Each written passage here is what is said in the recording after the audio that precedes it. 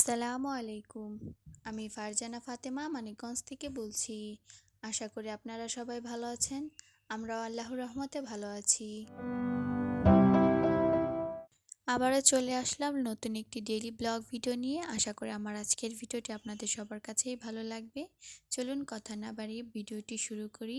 আর আজকের ভিডিও আমি শুরু করেছি ইফতারের আগ মুহূর্ত থেকেই। তো আমি আগে কিছু তরমুজ কেটে রেখে দিলাম বক্সে করে, আর এরপর চলে আসলাম একটা শসার জুস বানাবো। তাই এখানে আমি একটা মিডিয়াম সাইজের শসা কেটে নিয়েছি, তার সাথে কিছু পুদিনা পাতা, বিট লবণ আর সামান্য চিনি দিয়ে আর অল্প পানি দিয়ে আমি এটাকে হ্যান্ড ব্লেন্ডার দিয়ে ব্লেন্ড করে নেব।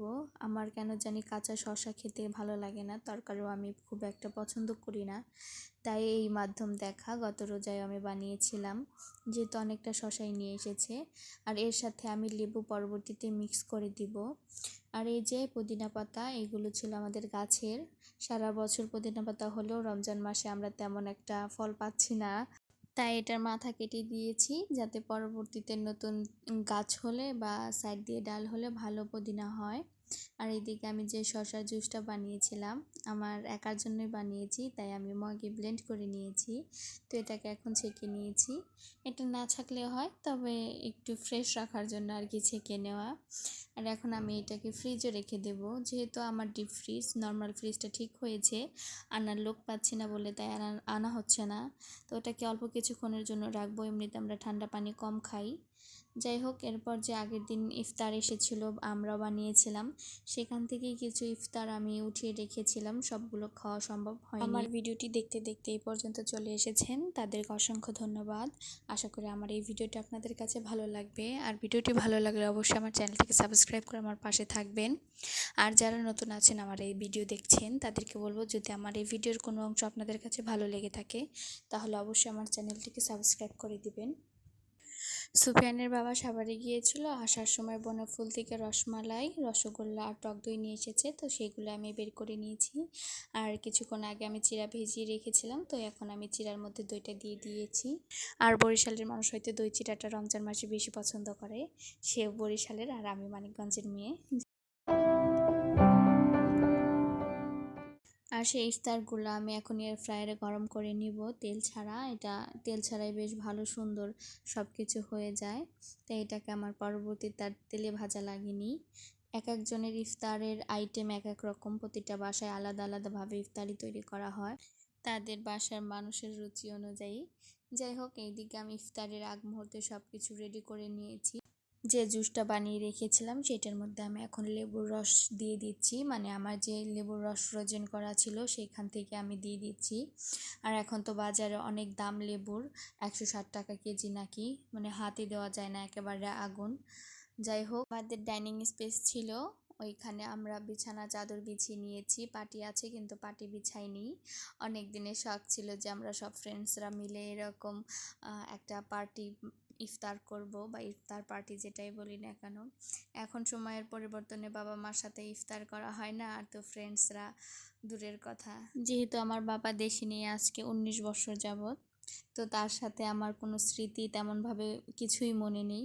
আর মার সাথে প্রায় 6-7 বছর যাবৎ ইফতার করি না, বিয়ে হয়ে গিয়েছে, তো সংসার হয়েছে। তাদের সাথে এখন আমার রোজা, ইফতার, সেহরি সবই করা লাগে। অনেক ইচ্ছে থাকার পরেও করতে পারি না। এবার অনেক মনে চাচ্ছে যে বাড়িতে যাই, বাড়িতে গিয়ে মার সাথে রোজা রাখি। আগের দিনগুলোকে খুবই বেশি মিস করি। যাই হোক, চলে আসলাম ইফতারির পরে, রেস্ট করতে গিয়ে ঘুমিয়ে গিয়েছিলাম। যাই হোক, তো হঠাৎ করে আমার খিদা লেগে গিয়েছিল। তো এমনি আমি রাতে ভাত খাই না, কোনো খাবারই খাই না। আর তখন ক্ষুধা লাগার কারণে আমার আগের রাতে সেহরির কিছু ভাত ছিল, তো সেটাকে আমি শুকনা মরিচ আর পেঁয়াজ ঢলে আমি মেখে ভাতগুলো খেয়ে নিব। খুব ঝাল ঝাল কিছু খেতে ইচ্ছা করছিল।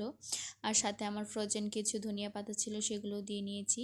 খাবার দাবার শেষ করে চলে আসলাম থালা বাসন পরিষ্কার করতে, যেহেতু ইফতারের পরে আর কাজগুলো করে রাখিনি, তো ওগুলোই করে নিচ্ছিলাম আর সাথে শাকগুলো বেছে নিচ্ছিলাম। আর চলে আসলাম একবারে সেহরি রান্নার জন্য। এখন প্রায় 12:30 বাজে। তো আজকে আমি রান্না করব গরুর মাংস দিয়ে বাঁধাকপি। তো এই রেসিপিটা আমি ইন্টারনেট থেকে দেখেছিলাম অনেক বছর আগে। তো হঠাৎ মনে হলো যে খাই, কয়েকদিন ধরেই মনে হচ্ছিল, তাই আমি একটু বাঁধাকপি রেখে দিয়েছিলাম।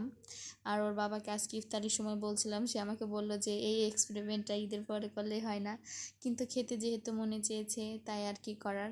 তো এদিকে আমি বাঁধাকপি কেটে নিয়েছি আর সমস্ত কিছু আমি কষানো হয়ে এসেছে। তো কষানো বলতে সব কিছু সেদ্ধ হয়ে গিয়েছে, এরপর আমি দিয়ে দিলাম কাটা বাঁধাকপি। তো এটা খেতে মোটামুটি ভালোই হয়েছে। আর অন্য পাশে আমার শাকগুলো কেটে রাখা হয়েছে, এটাকে আমি আলু দিয়ে ভাজি করব, এটা এভাবে খেতেও ভালো মজা।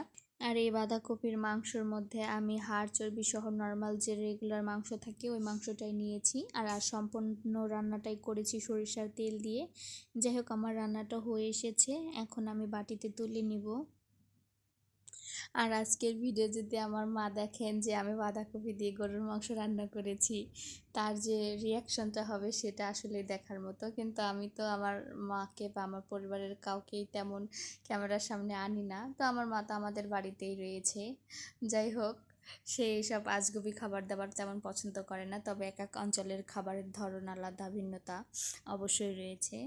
তো আমিও সেরকম দেখে রান্না করার চেষ্টা করলাম, খেতে কিন্তু খারাপ হয়নি, মোটামুটি ভালোই হয়েছে। তো এদিকে আমি মাংসটা রান্না শেষ করে শাক বসিয়ে দিয়েছিলাম, আর শাকটা হওয়ার পরে দুধ বসিয়ে দিয়েছি। এরপর চলে আসলাম বারান্দাতে, অনেক মাইকে ডাকাডাকি করছে। তো আমার আজকের ভিডিও ছিল এই পর্যন্ত। আল্লাহ হাফেজ।